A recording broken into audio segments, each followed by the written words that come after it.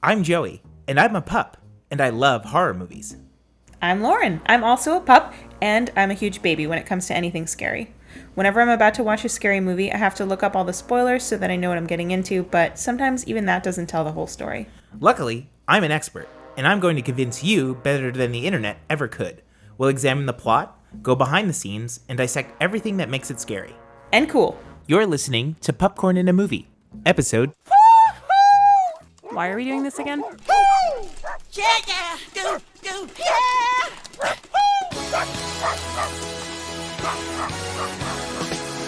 Okay, you start since you have an idea of how you'd like to start this. Okay, well, I'm leaving that line in, because I think it's funnier. What line? The line that you just said. About blackface? No. No, about how I should start. And now we're off on a tangent.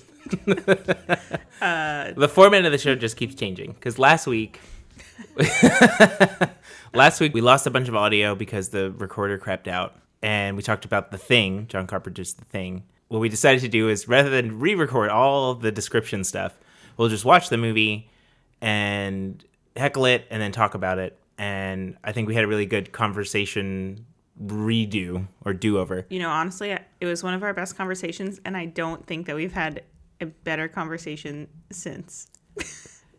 About, like, in general, in our lives. In life. Yeah, okay.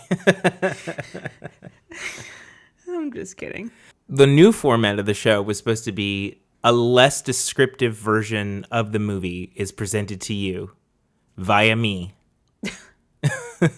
Correct. And then you would ask questions and then try to, like, decipher the plot as best you could, sort of, not necessarily to not ruin the movie, but to give you a better grip on it, that you could, like, understand, like, the small details that, you know, because I might have been talking about a scene too much, and then, like, there's no room for you to sort of dive in there to, like, seek out other little, you know, pieces of it. Yeah, and I think when we talk about just the scaffolding only, like, it's a little bit easier maybe to pick out some of the broader patterns that when you're describing, you know, with the small brush strokes, it may not be as obvious to me, the listener, like hearing about it. But when we talk about it broadly, it sort of leaves more room for the subconscious to fill in.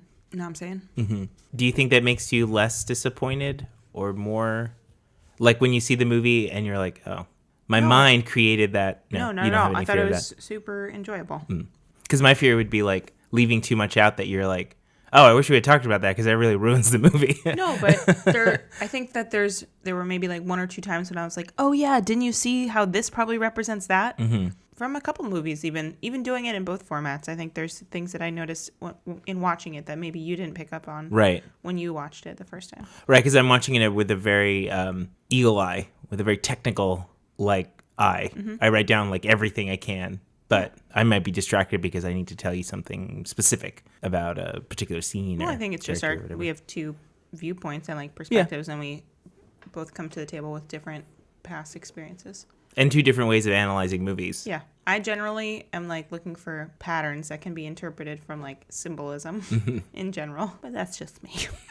So the format then this week changed again. Yeah. But not permanently. It just is just different this week. We're just having fun. We're just winging it. Jazz. Well, we had two choices. We had this Netflix movie called Velvet Buzzsaw. I think we'll probably watch that eventually. Yeah, it's pretty new. I think it just came out like a week or two ago, or maybe like the 1st of February or something. Jake Gyllenhaal, Rene Russo, same guys who did Nightcrawler, which we both liked. Toni Collette too. Yeah, that's right. She's in it as well. She's everywhere. Get me Toni Collette. She's wearing those weird glasses. Yeah. And like a Babadook hat. Yeah. Toni Collette. That was for you, Roger Stone. Why?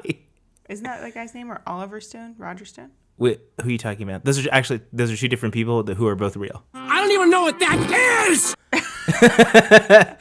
It's like I could eliminate one and then we got it. All right.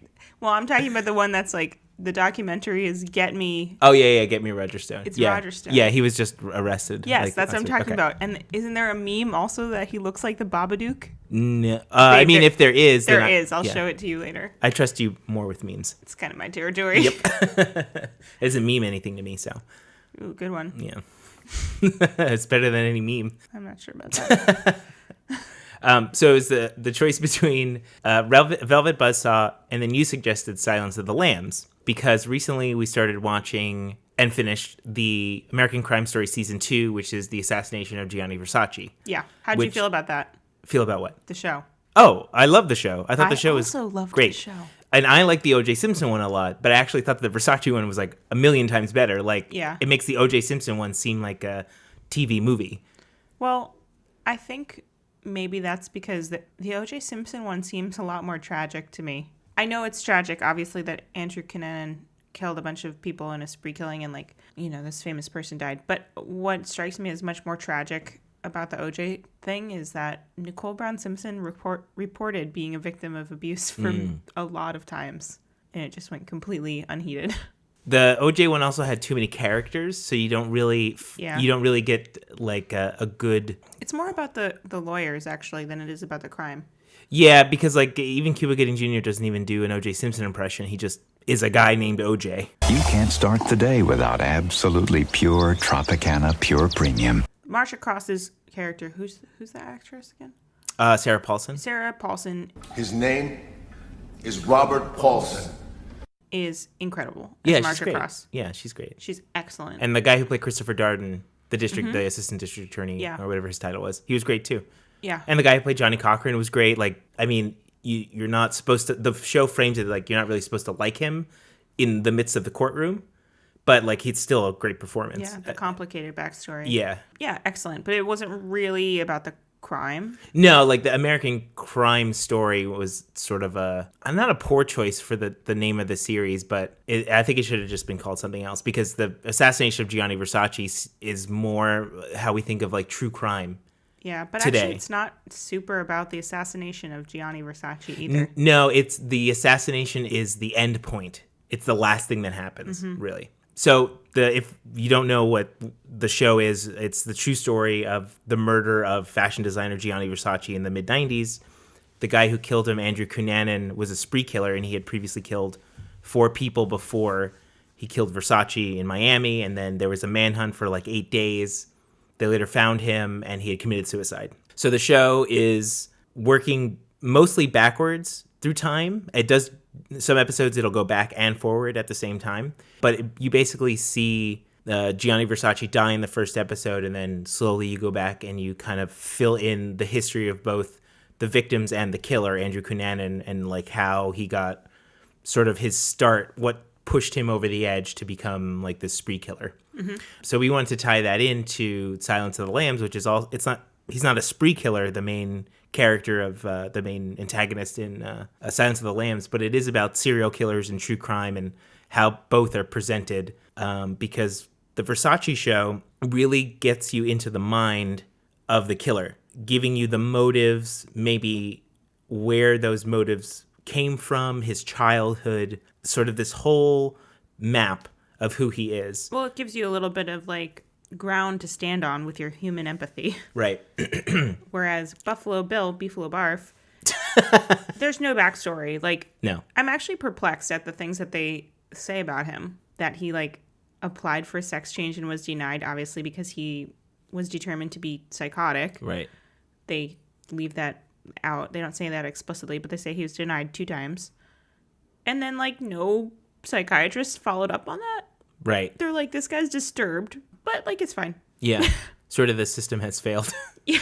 My God. And they really like kind of take a lot of liberties painting this character in a way that's like titillating. He like wants literally a woman's body, but like I don't think that he wants to be a woman. He just covets like women's flesh. Yeah. But also he had a man lover. Like his lover was a male person. Right. But also he killed that guy. The whole thing's like a bit slapdash.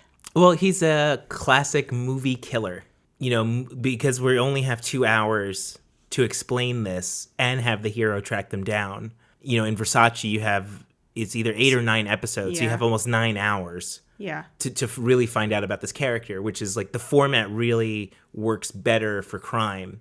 But don't you think it's interesting that both of the antagonists are like broadly painted in this LGBT brush? Like demonized for being perverts, basically? Who? Andrew Cunanan? Yeah, and Buffalo Bill. also known as Beefalo Barf in our house. We really do call a lot of things Beefalo. Oh, barf. Junie Beefalo barfed earlier today. It's code word for a dog vomited. It wasn't that deep of a code. Like, I think people could have figured it out. Yeah, but they don't know that our dog is named June. Yes, they do. Do they? We don't have that kind of audience. We say June stop barking like a lot on this podcast. Yeah, but I never edited it in. Silence of the Lambs, if you haven't seen it, is the story of... If you haven't seen it, get on it because it's about 30 years old. Yeah, well, some people just haven't seen it. It's true. There's a lot of movies I haven't seen. Jodie Foster plays Clarice Starling, who is a FBI agent in training. She's sort of forced into working this serial killer case for this guy called Buffalo Bill. He kidnaps women and he cuts off their skin to make a skin suit, like a woman's skin suit, so that he can dress in it. There's also another serial killer played by Anthony Hopkins who's been captured, but he's this brilliant psychologist and therapist. They seek his help because he can sort of psychoanalyze all the clues to help them figure out who Buffalo Bill really is. How did they know that he would know literally the person who was Buffalo Bill rather than just like have insight into the profile? I don't think they, the FBI knew that he would know who it was. What a crazy coincidence. Yeah, I think that's just the movie. You know, that's just like the writing. Saying, it's like, not only do I understand this profile, yeah, I actually know who that is. Well, you know, also I've stored his ex-lover's head in a storage unit. Well, if you're interested, I don't know if that interests you, if that's relevant to this case, but...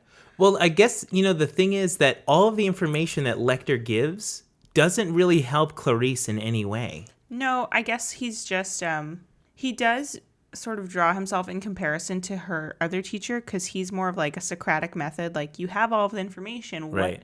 Like, he asks questions that lead her thought process in like a good direction. Mm-hmm. He doesn't really give her any info, though. Whereas the other teacher, it's sort of implied that he's only interested in Clarice, like, because he has a sexual interest in her, or like because he likes being looked up to. The FBI director guy, yeah. And for some reason, Hannibal Lecter takes on like this paternal role. Well, they both do, a little bit, and then the movie like disregards those two characters. You know, Hannibal Lecter's only on screen for like something like 15 minutes total.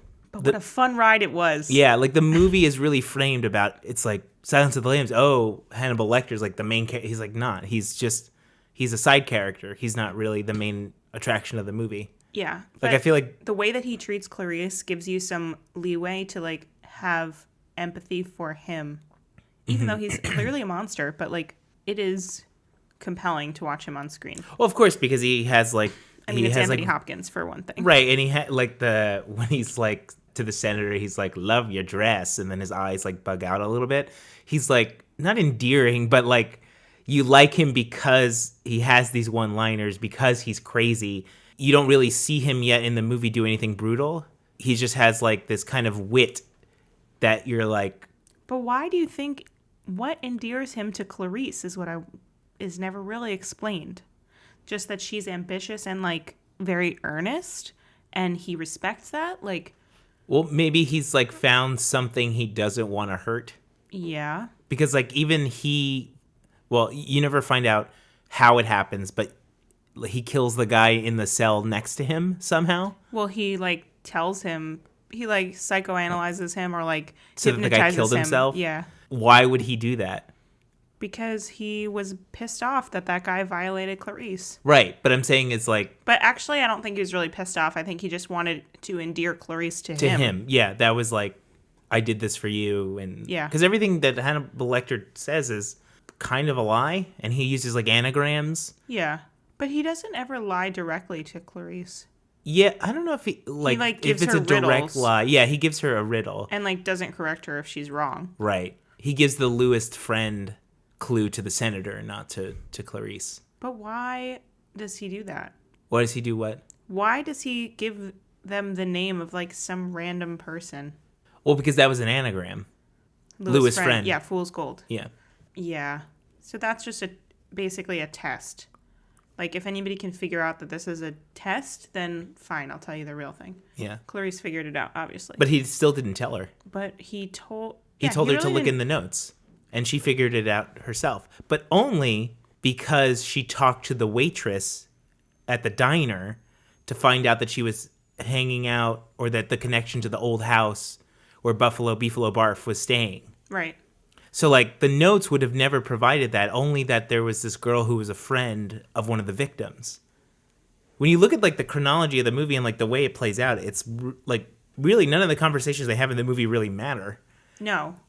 It's just him pressing her to, like, sharpen her skills. Right. Like, he's almost imparting his own wisdom onto her. Yeah. And it actually makes you, like, really wonder, like, I understand that he's a psycho, but, like, what if he wasn't? Yeah. Like, what if he hadn't killed? Yeah. I keep coming back to this head in a jar, like, what the hell? Yeah. Why? It seems Why so... wouldn't he just let it be? Like, it has nothing to do with him. And why did he found it because he was checking in on his patient that, like, apparently he didn't even really care about. And then he took the head and put it in a jar and put it in a storage unit. Why? Because he eventually knew that, like, the police would want that information? Like, he put it, like, in the bank for, like, a bargaining chip for later? Maybe. Or it's just he lied about collecting trophies because maybe that whole storage locker was his trophies. Of his... Well, maybe the victims. storage locker... But that guy wasn't Hannibal Lecter's victims. That guy was killed by Buffalo Bill. But I wonder if the storage locker contains other stories about his patients. Right. Because he, like, destroyed all the records. That's right, yeah. But why go through all the trouble? Yeah, it doesn't make sense. It doesn't at all. And there are other parts of the movie that also don't make sense, like the random swastika. Yeah. Like, obsession. It's hinted, like, in the last 10 minutes of the movie that Beefalo Barf is, like, real heavy Nazi or, you know, neo-Nazi. But, like, what he does is horrifying, but it is not Nazi related. Yeah, and it's not... He has, like, no tattoos of Nazi imagery. He does have that tattoo that... Isn't that like a Jesus thing? With the wound under his rib that's bleeding? Yeah. So, okay. And it's sort of reminiscent of when Hannibal Lecter strings up the police officer and it looks like a butterfly, but it also kind of looks like Jesus on the cross. Mm-hmm. Okay, so maybe that's like a clue. Yeah. That was not addressed in the film. I mean, I think it's more stylistic than a clue because it doesn't help Clarice because she doesn't actually see any of that stuff. No, she doesn't, but... It's only for the audience's benefit. Yeah, I think it's just a little nod from the filmmaker to the audience. Right. In hindsight. Okay, that was symbolic. Yeah. Similarly with the owl, that, like, I remember that part from seeing this movie many years ago. I remember the owl, and I didn't remember the significance in the movie because there is no other significance in the movie except for I do strongly think that it's a reference to Psycho. Yeah. And the old woman in the house being killed and the wearing of her clothes and all that. Right. That's what I think that's about. Yeah. And there's probably, like, other Hitchcock references. I'm sure, yeah. That we just, like, didn't notice, but...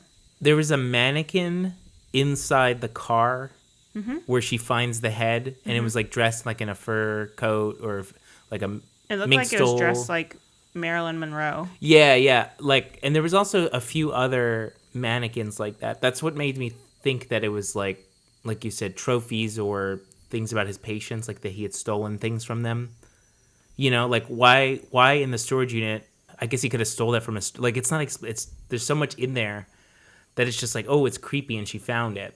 Like, there's no explanation. Right. There's not a lot of explanation in the movie. There's more exposition about who characters are and what they're about to do than there are about...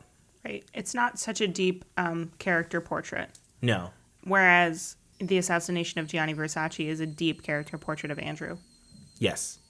It has almost very little to do with Versace himself. They show, like, parts in his life, like, trying to mirror both him and his killer's lives in a way.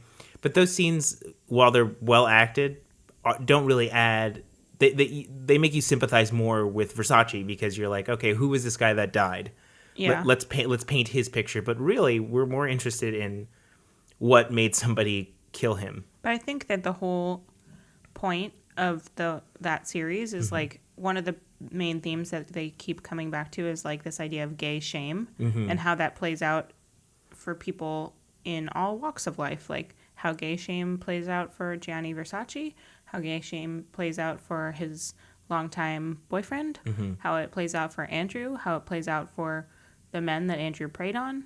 Like, it's sort of like a touchstone for all the characters. And, like, similarly, or whatever, I guess in a mirror world, Buffalo Bill is like, they don't really talk about him as a person and how he got this way, but they imply that it has something to do with his sexuality. Mm-hmm. And, like... Well, Lecter says that he's not a transvestite, but he thinks he is one. Yeah. He thinks, like, psychologically that he's tricked himself instead of being a person who really wants to be the opposite sex or gender, is faking it in order to make himself feel better about something. Validated in his quest to, like, covet women's flesh. Like okay, but here's the ends justify the means, in a way. I mean, I guess Gianni Versace and Silence of the Lambs. So when did Silence of the Lambs come out? 89, you said? 1990 or 1991. Okay, so it's early 90s, late 80s, and it's filmed in that time, and it's set in that time, and it's a product of that time. Gianni Versace is set a few years later, but more or less the same time period, but it's filmed today, so with the context of looking back. Something like the actual movie being released of The Silence of the Lambs in 1990-ish would have had an effect on actual real-life Andrew Cunanan and other gay people of the time and fueled gay shame, right? Mm-hmm. In that way. Like, they don't explicitly say that Buffalo Bill is gay. They say he had a man lover. But he has, like, photos of himself with, like, strippers, so he's, like, clearly navigating this line of he doesn't really know who he is, right. But he's forcing himself in one direction. But you know he's not on the straight and narrow. No. It's implied that there's something dark about him that's related to his sexuality. Mm-hmm. And I imagine that actually the release of this movie would have had an impact on someone like Andrew Cunanan mm-hmm. and feeling shame about his sexuality. Because here's someone who's forget the killing, that they label him as crazy simply for wanting to be a transvestite. Well, they label like him, mocking him, yeah, and categorizing him as this mental case simply because of that. And then I'm saying, like, don't take the murders into account, but I mean, it's just like so depraved and sick, but it's like also titillating at the same time. Like, if there wasn't a sexual component, like, the killings wouldn't be as horrifying. It'd just be like a serial killer. But because there's this, like, perverted aspect of it, like stealing a woman's skin, that's, like, seems very hateful. Mm-hmm. And, like, they kind of put together the profile of, like, there's something that's, like, related to sexuality that has to do with the killer's profile. They almost can't quite like figure it out. But anyway, the actual release of this movie, I imagine, somehow affected someone like Andrew Cunanan in real life. Yeah. And fed into this climate of, like, gay people, like, we don't trust them. Mm-hmm. I also feel like he is hunting these women to become one because he thinks that he can be a better woman than a woman could. Yeah, maybe. You know, like, kind of this aggressive, masculine, because he was never thought of as masculine. So he's like, well, I must be a woman. And then he sees these women and he says, well, if I can't get the sex change, I'll just become one on my own. I'll just DIY. And I'll be a better woman than a woman can. Mm-hmm. I don't know what you would call it, but, societal arrogance that... But like watching that movie with 2019 eyes, it's sort of like almost laughable that they would just broadly be like, well, there's something weird about his sexuality, so he's obviously a villain. Like, right. It's something that with my current cultural context, mm-hmm. I have to push back on that. Like, what are you saying? Right. That so clearly he was psychotic and 2 sets of doctors recognized that and nobody followed up. Right. That's fucking weird. Well, that's like the mental health system. I guess. It's still, I feel like it's probably no better today. I don't know, but also the implication that, like, people want a sex change that, like, they're probably more or less, like, psychotic, that is offensive. Right. That's not nice. Well, does Dr. Lecter feel that way as well, or is he just giving a fact? I don't think that Dr. Lecter has any judgment about it. Yeah, he seems not cold, but just matter-of-fact about it. I think he's, like, amused by the complexity of the case. Yeah. But he obviously didn't know Buffalo Bill that well. Yeah, or at all. But it's sort of, it also, like, raises a question, why wouldn't Hannibal Lecter, like, be more interested in that? It's, like, supposed to be, interesting pathology mm-hmm. of what would make somebody be like that. But he's sort of just like, Doesn't interest me. Well, do you think he's turning a cold shoulder because he's a little bit jealous that Buffalo Bill gets to roam free? No, I think he's turning a cold shoulder because he's like, he says that the other guy with the head in the jar, he wasn't a very interesting case, but I think that he does feel possessive over him, and he got killed by someone else, and I think that Hannibal Lecter is sort of like... Getting a little bit of revenge in his own way? Yes, I think so. But he likes to play games. Yeah. Because if he wanted to get revenge, he could have just told Clarice where Buffalo Bill was. Well, I think that's why he maybe saved the head, because he was like, this is probably going to come up later. Yeah. And I get to be the one to help put this guy away. Right. And he took something from me. I'm going to take something from him. Mm-hmm. I don't know. The whole thing's a bit far-fetched. Honestly, that's why this doesn't scare me. Yeah. It's a bit haberdash. I know. What am I trying to say? It's Hapdash? a bit slapdash. Slapdash? It's a bit slapdash for my taste. You were scared at the part at the end when Clarice finds out that it's Buffalo Bill. Yeah. And she's in like his lair. Yeah. And like you don't know where he is, and the lights go out, and then there's that famous scene where he puts on the night vision goggles. I don't like when they cut to him and you can see sort of the outline of his face, like there's a light above him. I was thinking that too, like, oh, they really lit that in a way that was like really obvious what was going on. Yeah. I think the whole scene should have been just from his perspective. I think it would have been way scarier. I mean, there is something like scary about watching a person with like a bionic mask, basically. There's something scary about like him being cold, calculating, and like robotic. But he's also like playful, like when he's putting on the makeup and he starts dancing in front of the camera. Yeah, I don't know. I just don't believe his pathology like at all. Yeah. I don't know. It's almost like they said, you're going to play a serial killer. And he's like, okay, I'll just make him weird. Yeah. But you know what? Like, some of the things that are weird about him are, like, weird in, like, a David Bowie way. Yeah. They're, like, just... he has a nipple ring, so he's... like, countercultural. Like, and I resent that implication, like, that people that just aren't square, there's, like, something crazy about them. Right. That's not cool. Well, really, speaking of square, it really presents the hero of the movie and the villain on two different spectrums. Hannibal Lecter specifically tells her that she looks like a rube. Yeah. Which is like, like a 1940s insult, but like that she's real square. She's real plain Jane. Yeah, and she's sizes her unremarkable up in immediately. a way. Yeah. But that, Buffalo Bill is the complete opposite. He's like this counterculture, he wears makeup, he has a nipple ring, he has tattoos, he doesn't wear shoes. But like none of those things on their own equal serial killer. Yeah, exactly. Or even combined. Like, none of them are particularly violent or psychotic. They're just countercultural. In comparison to the Versace show, Andrew Cunanan's character, even though he is a, purportedly sharp-dressed, good-looking guy, if you just looked at him, you wouldn't necessarily think that he is a serial killer. Yeah. Or a spree killer. Because Buffalo Bill is presented as, you need to know right away by looking at this guy that something's not right. But the kind of the horror and the fear that comes from the Versace show is that you don't know who is the next one that's going to flip out. Mm-hmm. Because they all look the same. And because Andrew has so many interactions with people that are like skirting the line of, is he going to lose his shit? Mm-hmm. And like only pretty rarely does he, but when he does, it's obviously to a violent extreme. Right. But he's like always skating on the surface of that. Mm-hmm. Whereas Buffalo Bill is like total fucking nut job. He crossed the line a long time ago. Yeah. We're through the looking glass here, people.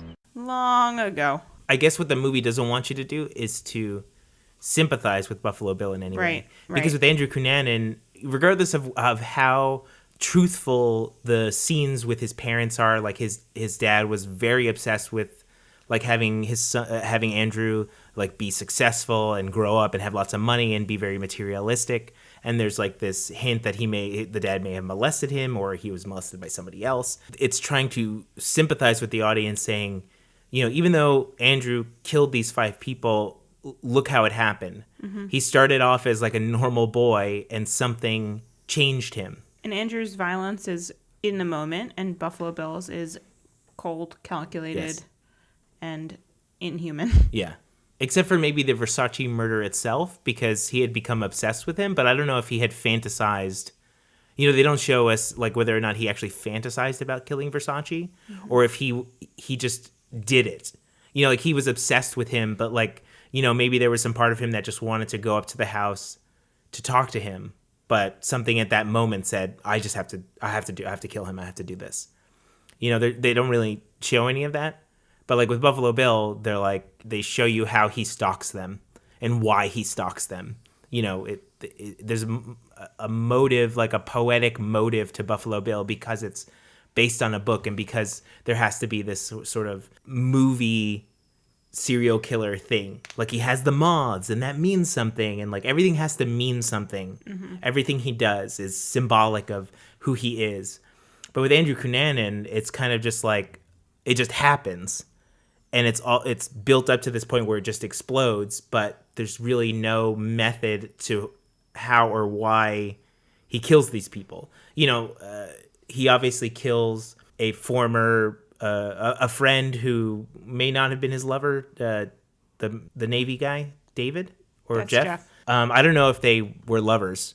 I don't think so. But they were certainly friends, and he helped Jeff, this closeted gay man who was in the Navy, get find men, helped him pick up men and things like that. Yeah. And he was sort of jealous of Jeff's relationship with this guy named David, who Andrew was like really in love with, but David rejects him. Mm-hmm. So like there's like a jealousy motive, but it's clearly not as fantastical as hunting a woman down to skin her.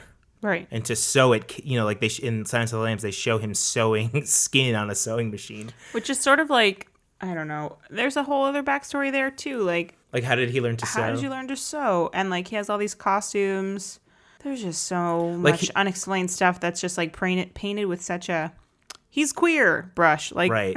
I don't know. I just like in 2019, I really want to push back on like if that movie came out today, I feel like a lot of people would be like, that's really like kind of an unfair to like just paint queer people or like counterculture people with a broad brush like that. Like they could have really Granted, he did kill 5 girls. That's true. Like skin them alive, but they could have really emphasized though this fact that he wasn't a true transvestite. He wasn't a true trans person, because you could easily take that angle and not be offensive, because you could be like, here's a guy who's trying to move in on somebody else's true identity. And that's another one of his crimes, is that he's completely unaware of what it means to be trans. Right. But the movie's just like, oh, he wants to be trans, so he's crazy. So therefore, anybody who who identifies like that is crazy. That's really offensive. Yeah, that's just, it's not, I mean, it's the way people thought of the 90s. Yeah. In the late 80s, early 90s. Yeah. So I understand it from that context. But it's like they remade that movie. But I guess it just, to me, in talking about it now, I'm sure that we could look back and find like other cultural artifacts of that time that like would help to make an actual queer person living in the 90s feel like really depressed and like their identity was repressed and like there was no space for them to be a real person because you're a psycho pervert. Right. If you have any of those like feelings that don't align with the rest of society. Right. Or fear of being like, hey, you're like that guy in Silence of the Lambs. Yeah. That's exactly. like, unless it's like with your friends and then you're in on the joke, that you're making the joke, that you're comfortable with it. But that's like a real epithet to be like, hey, you're like that guy who wanted to be a woman and killed women. Right. To wear their skin. You're exactly like that guy. Totally. And you're like, no, I'm not. I'm normal. I did think it was an interesting touch, though, that Hannibal Lecter did the same thing. Peeled the guy's face off and used it as a mask. Yeah. I was like, inspired by my friend Buffalo Bill. He's like, this is a clue, just so you know. Here's another clue for you. Clarice. We've talked about this before, but not on this, not on mic, as they say in the biz. The biz. In the .biz. But he says, Hannibal Lecter says, a census taker once tried to test me. I ate his liver with some fava beans and a nice Chianti. I know. I think he must be making fun of the guy that he ate. Right? Like, as like a kid and a teenager, I always thought like, oh, that's just like him being, boasting and like trying to scare her. But really, there's like something more to the pronunciation, because Hannibal Lecter does not mispronounce words. No, and also it's not, I thought at one point, like, maybe he's making fun of, like, the way somebody from West Virginia would see that. Right. But I don't think so No, I either. think it's the census taker. Must have sounded like that. And why would a census taker try to trick him? Yeah, it doesn't make sense. And none of it makes sense. The census taker tried to trick me with his witchcraft. Like, what the hell? This is wizardry. Maybe he's implying it wasn't really a census taker. It was like a police detective or something. Don't they get into it in one of the later movies, though? Maybe in Hannibal they say something of it. Who's the person that he eats there? He, like, gives him a lobotomy and he eats the brain. Ray Liotta. But who is that guy? Oh, I think he was just a cop, an FBI agent. Was Gary Oldman's character? You know that Gary Oldman has, like, the deformed face, and then he trains the pigs to eat Hannibal Lecter. Was he the census taker? Don't know. I don't remember. Gotta watch that next movie, I guess. That's right. Gary Oldman is also in that movie. Yeah. And he... Class act, Gary Oldman. He's been around. Gary Oldman. I love him. Great guy. I love Mozart. I'm never going to say Oldman. I'm only going to say Old Man. It's a rough name, though. Yeah. Joey Oldman is what I'm going to call you when you're old. Oh, really? Yeah. Okay. Jojo Oldman. Okay. Do you think that this movie should be classified as horror? Because it often is. No. Okay. It's a So we could just stop thriller. recording right now. Oh, we're done. Oh, we're done. Yeah, I would agree. It's a thriller. Thriller, but it's actually, like, not really even a thriller. Like, A suspense. it's a... Crime. It's more about the psychology aspect of I would it, say it's and, a like, suspense drama. Yeah. The later ones are probably more horrifying. Yeah, There's not Hannibal. actually that much violence in this movie, to be honest. No, and it's not. So here's one of the things that I wanted to talk about. When she's when Clarice is going into his Buffalo Bill's lair, the part that you were most anxious about. Yeah, that was the thrilling part. Right. So I want to talk about the difference between a horror and terror, Yeah. because it could be terrifying to have to go into a dark, into a basement trying to catch a killer. But I think horror is more like you go into a basement and there's like a demon or a zombie down there. Agree. I think horror is like, let me start with terror. Okay. Terror is like a cat and mouse game. Mm-hmm. There's some aspect, there's a tension that's like driven by, can you escape? Right. Horror is the gradual dawning that everything is not going to be okay. There is no escape. Yeah. That's my interpretation. Mm-hmm. I don't think this is horror. I think there are some scenes that are like a terror plot, when it's the cat and mouse, when he's chasing her, when she's like they're all alone and you're just realizing like there's nobody else coming. Right. That's terrifying. Sure. I think the parts that scare me the most are like when she's talking to the girl in the well, Catherine, and she's like just straight up lying. She's like, they'll be here soon. Right. As if that's going to trick Beefalo Barf. I know. Like, just the idea of, like, this woman is truly on her own and, like, she has to do it herself. Almost like... The deck is stacked.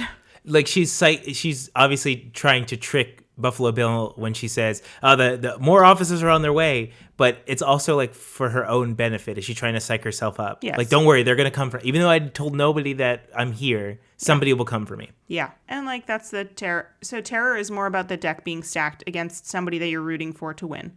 And horror is more just, like, just the understanding that, like, everything is fucked. Right. And people aren't going to... I think in horror movies, people just die. I think they just get killed. And in like, a thriller, they don't. Yeah. Well, in a thriller, I feel like the main character, even though they may be in danger, you know that there's no possibility that they could die. Yeah. But in a horror movie, usually all bets are off. Mm-hmm.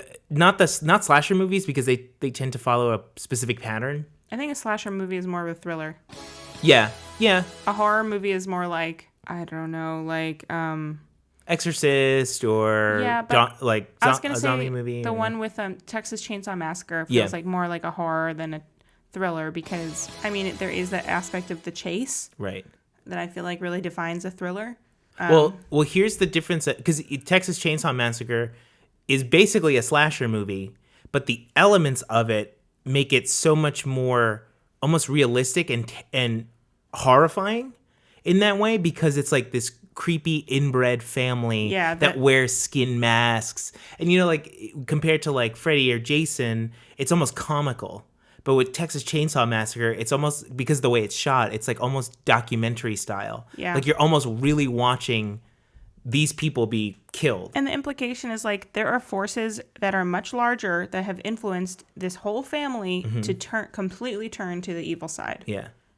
I think it was in the Eli Roth documentary where one of the interviewers said that the Texas Chainsaw Massacre family is, even though they don't say it, but it's like these victims of like the coal, economic hardship. Yeah, like coal mines shutting down, Yeah. or farmers or whatever. They have no resources because the only thing they knew was farming or mining or whatever. And so in order to get food, they have to turn to preying on people who stumble upon their farm to eat them. So that is like, horror is more like existential. Yeah. Thriller is more about the chase. Yeah. Because like I would say the Silence of the Lambs would have been more horror if Clarice would have been kidnapped by Buffalo Bill and tortured by him or by Lecter. Like giving, like, because she doesn't really get hurt in the movie. Right. You know, like the she's not the main She's not the prey. Yeah, she's not the prey. And I think that in a horror movie the prey is the main character has to be the prey. I think it would have been a horror movie if she like uncovered something that like her teacher somehow was involved in the serial killing as well. Like this broader dawning of like things are not right in the world. That defines horror for me. Zombie apocalypse, that's horror. Yeah. Like, something is not right in the world in an existential way. I also feel like horror always has this little element of not mysticism, but like fantasy. Yeah. Because, you know, like, it's like... It's a bit larger than life. Right, because, like, we know that zombies don't exist. Do we? But, well, the zombie, the parasites that kill the ants and then they grow out of them, or they can control them or whatever, completely from the inside and can still be alive. That's, like, the fantastical element of it. Yeah, or, like, that the only way you can kill them is by shooting them in the brain. Yeah. Like that or disconnecting the head from the body. Yeah, of course. It's just a fantasy thing. But Right. I guess horror is more existential in nature. Yeah, and like in the slasher movies, like you can't kill Freddy, you can't kill Jason. You know, in the demons, like in a possession movie, religion, if you believe in it or not, that's another fantastical element. There's always like a pinch of magic that takes you beyond realistic, and Silence of the Lambs is too realistic to be horror. Agree. Okay, so do you want to go through all of the movies that we watched and decide if they're horror or thriller? Okay. Right. Okay, so yeah, the first movie we watched was Suspiria. Horror. The second movie we watched was House of the Devil. House of the Devil.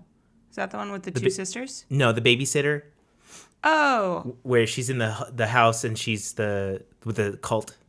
interesting. I would say that's horror too. I don't know. Well, it has like some thriller. No, it doesn't. It's horror. Yeah, I would say that's horror. And then A Tale of Two Sisters, which I think was more thriller That's a thriller. suspense. The Void, the one about the hospital in Horror. Canada. That's horror. Yeah.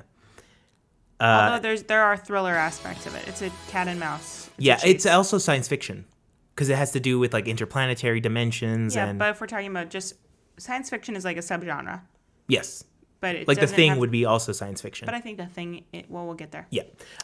Wait, so The Void, horror. I think horror as well. Yes. Amityville Horror.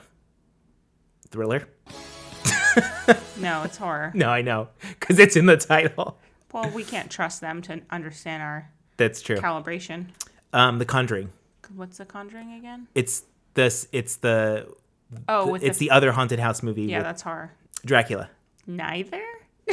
I would say that's gothic horror. Yeah, I guess it's horror. It's horror. It's definitely not a thriller. Yeah. I was not thrilled.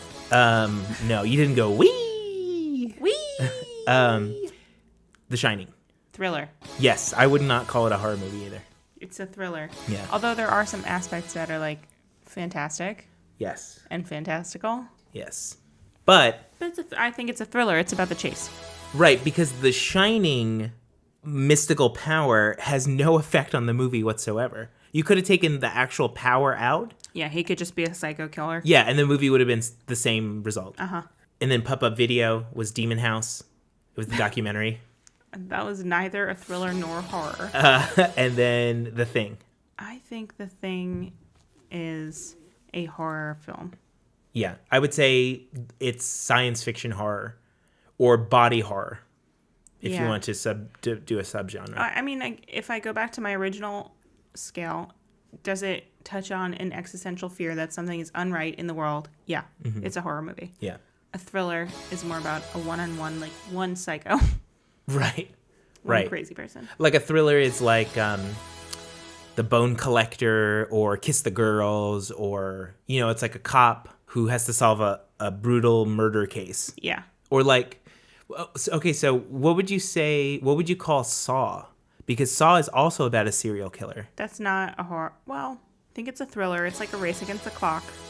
Right. It's like part of the premise. It does have some horrifying elements. Like it touches upon this fact that like some people really don't agree with how the world is and they want to make their own justice in it. That's a horrifying thought. But it's not necessarily... No, I think it's a thriller. Horror. Okay. What do you think? Can a thriller be scary? Sure, yeah, of course. Okay, but how scary does it have to be to push it into horror territory? Pretty scary. Okay, so that one that I was referencing before, Get Out. Not Get Out. Did I say Get Out before? Yeah. That's not what I meant. I just let you run with it. I didn't know what you were talking about. No. It's the one with it's the blind guy in a house in Detroit and the three kids. Don't Breathe. Don't Breathe. I'm sorry. And Don't Breathe, I enjoyed as well. I would consider Don't Breathe a thriller. Likewise, I would consider Get Out a thriller. Yeah, I don't think Get Out's horror at all. But there are some aspects of Get Out that are like horror related. Right. I imagine for a person of color watching that movie, it's a horror film. Yeah. Like when I think of a good horror movie, I think of a movie that is setting you up from the very first scene to be scared. Actually, you know what? I take it back. I think Get Out is a horror film, not a thriller. I think it's still thriller. I think there's way too much setup it's backloaded with horror, with like thrilling elements. But I think everything that happens in the beginning is just like, let's get to the point. I don't like movies that take us 30 to 35 minutes to set up the premise. That's why I think it's a horror film and not a thriller. I mean, I think that's a really complicated one. There's definitely aspects of both. Yeah. The horror part is like the dawning of understanding of like, oh, this problem is way bigger than I thought. Yeah. That's the horror part. Yeah. The thriller part is like, will he get out? Yeah. I think his new movie, Us, is probably more horror. Yeah, that's what it seems like. It seems like slasher, alternate dimension, and it's clones. Like touching on this, broader idea of like how horrifying it is that we are presenting a version of ourselves to the world that's not the same as our true selves. Right. It's more about the idea than the execution of it. But the other movie, Don't Breathe, I would consider like a classic thriller. Yeah. It's literally a chase. Right. For almost the whole movie. That was the one that I was saying reminded me of Buffalo Bill's Lair. Oh, right. Because the guy like kidnaps the girl in the basement. Speaking of another movie where somebody kidnaps a girl and puts them in the basement, what would you call Split? I was just thinking about that too. That's a thriller. Okay. I would call that thriller too. Yeah. And also Glass and like also Unbreakable. Yeah, Unbreakable. I feel like Unbreakable is drama suspense because they spend a lot of time in the movie waiting for him to realize he has superpowers. I think M. Night Shyamalan would fancy himself a thriller director. I think he thinks he's Hitchcock. I think he wants to be like Hitchcock. Don't you feel bad talking shit about him though, especially after seeing him on Norm Macdonald? Yeah, he seems like a very nice guy, and he obviously loves what he does and knows a lot about movies. But the movies that he makes are just not for me. You want to tell him to like dial it back a little? Like, hey, you know what? Why don't you have your friend take some notes, give you the notes? Somebody could be a good editor here for you. Right. You just pare it down a little bit, leave a little bit to the imagination. The worst thing is that he always shows up as like the doctor at the hospital. I know. The guy who runs the apartment building. That. No, I don't like that at all. It kind of is like, it's kind of funny. I know, like, that a lot of directors did that too. Yeah, I know, and Tarantino does it too, and I don't like it. I particularly don't like it. Well, I know this about you, that you've never appeared in any movies that you've directed. That's true. Neither have I. That's true. I think if the movie is silly, if it warrants that sort of cameo, if the cameo like is plays into like the framing of the movie, like how it's presenting itself, whether it's a parody or something like that. I think in a serious movie that really ruins, especially today, because we know all these people so intimately. I don't know, like if Peter Jackson showed up in like The Lord of the Rings as like a main character. But he wouldn't be a main character. He'd be like an elf or whatever. Yeah, I know, but like in Split, he was the one. And Night Shyamalan was the guy who studied all the building security tapes, which helped like a major plot point of the movie. Yeah, that's true. He is getting a little and in Signs, big for his britches. In Signs, he was the guy that kills Mel Gibson's wife. Okay, do you think that he killed Mel Gibson's wife? Yeah, he runs her over in a car and he pins her against a tree. On purpose? No, he was drunk or something.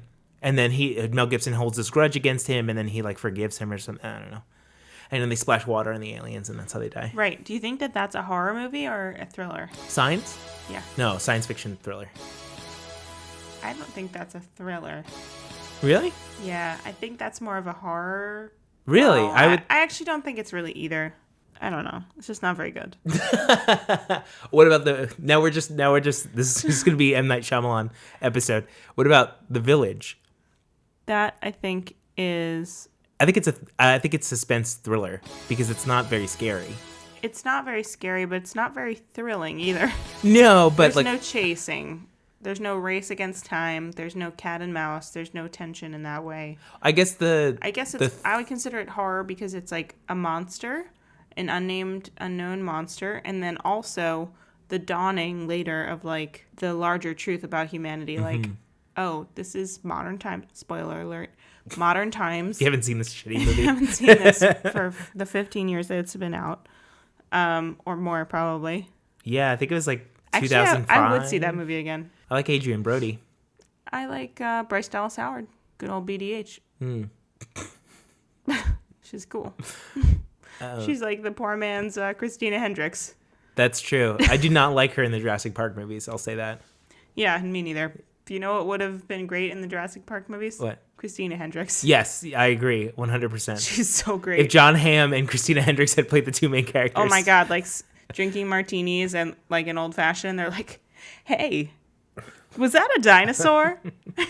And I haven't even seen Mad Men, and I would rather watch those two. And you don't even like Mad Men. I don't even want to watch it. I know. And I would rather watch John Hamm. We gotta address that first. Yeah. Like that's a different thing. I have nothing against John Hamm.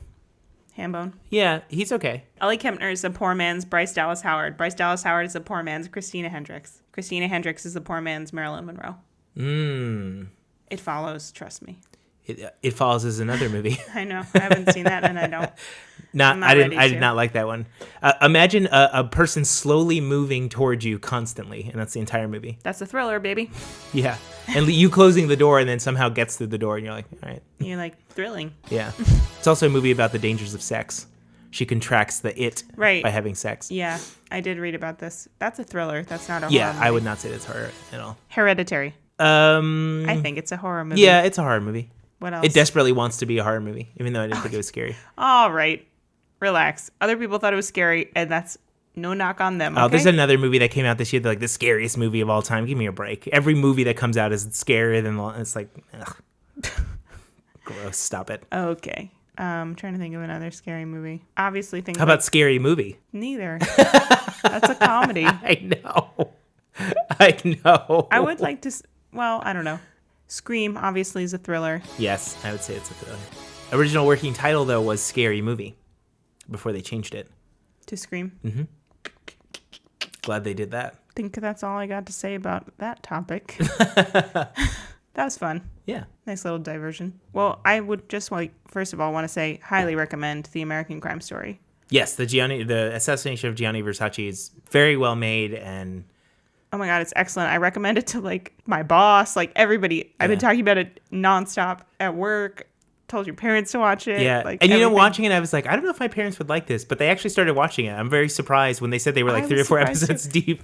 I mean, I shouldn't be surprised. Your parents are like on the square, you know? Yeah. They like everything that's cool, just like we do. And but I don't know. I just was kind of not expecting it to be like about the kind of stuff that they would normally watch, right? Like the subjects that they normally are into. Right. But like, right. I mean, it's very well done. It's yeah, really... like for a show on FX, like FX puts out very good quality stuff, like the Fargo and all the Ryan Murphy stuff is obviously very well made. But this is just so not Ryan Murphy style.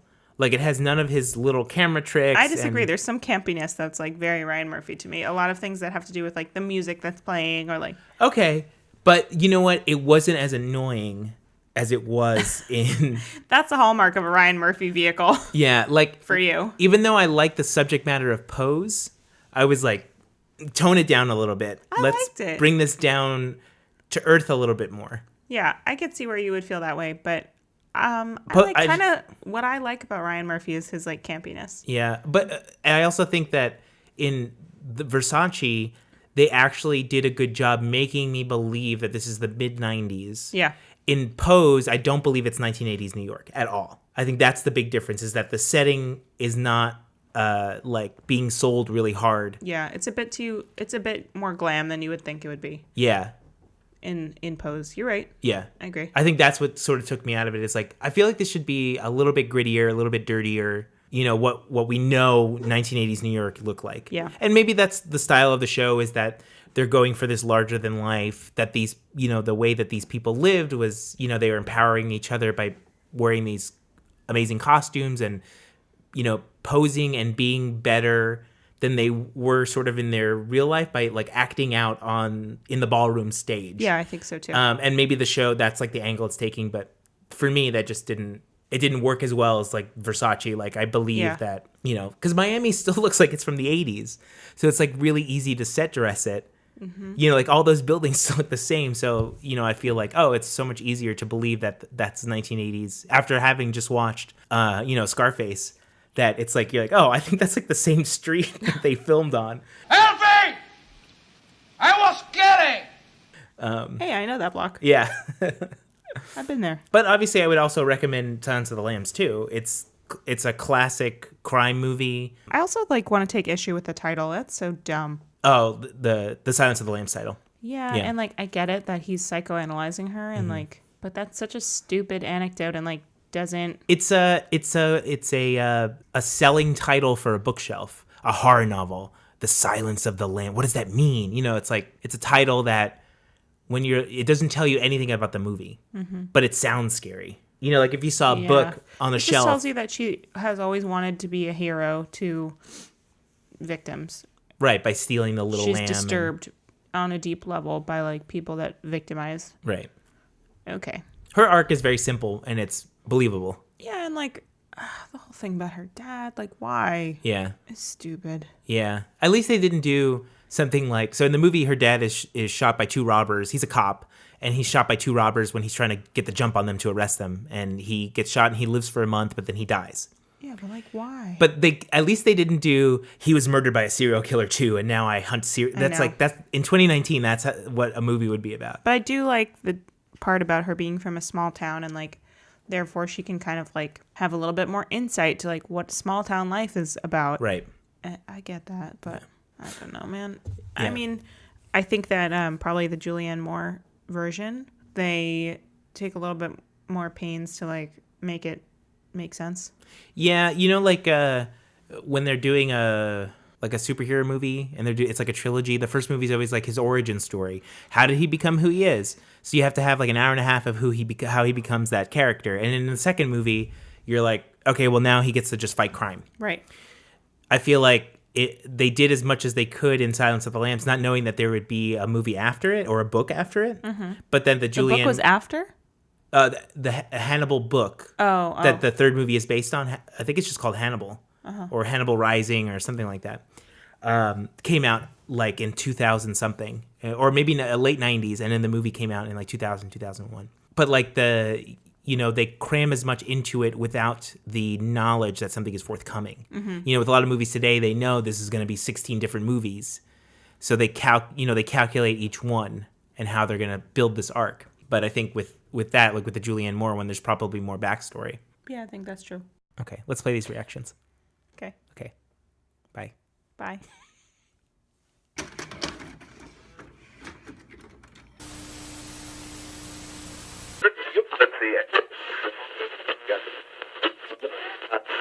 You know, I'm not actually sure that I have seen this. Oh boy. Get it? Because she's in the FBI and she could do anything a man can do. Mm-hmm.